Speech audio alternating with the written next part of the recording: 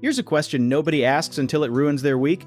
You bought a refurbished blender, it caught fire, and now you are wondering who pays for your singed eyebrows. Retailers love selling refurbished stuff because it is cheaper and the planet thanks them for it. But cheaper does not always mean safer, and that gap is where lawyers start sharpening their pencils. A recalled item is basically a product wearing a warning sign that says, "Do not touch me anymore." When a store sells it anyway, they are not just breaking a rule, they are gambling with your safety for a few extra bucks of profit. Here's the part people get wrong constantly. They think only the manufacturer can be blamed when something explodes or shocks you, like the store is just an innocent middleman. Nope. If a retailer knew or reasonably should have known an item was recalled, selling it anyway can make them legally responsible too. Think of it like a referee who sees a player cheating and just shrugs and keeps the game going. The referee did not throw the punch, but ignoring it makes them part of the problem.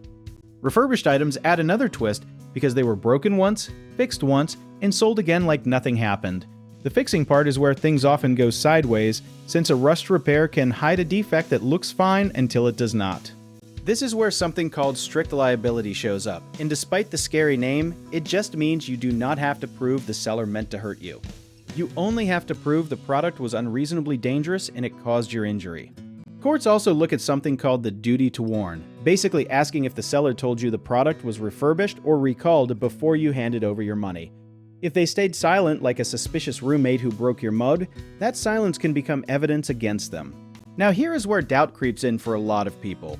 They assume big stores would never risk their reputation by selling unsafe items, but recalls happen so often that tracking every single one is genuinely hard, even for giant companies.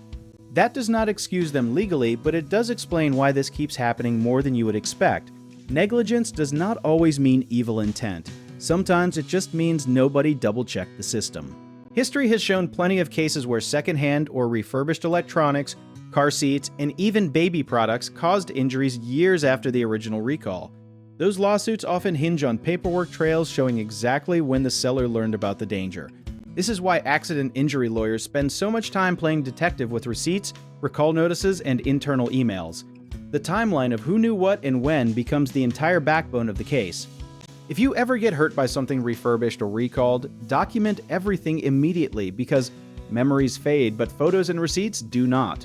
Preparation here is not paranoia, it is just giving your future self a fighting chance. So, if your secondhand toaster decides to become a tiny fireworks show, you might have more legal options than you think. Want to learn more about how this works for your situation? Check out our links in the description.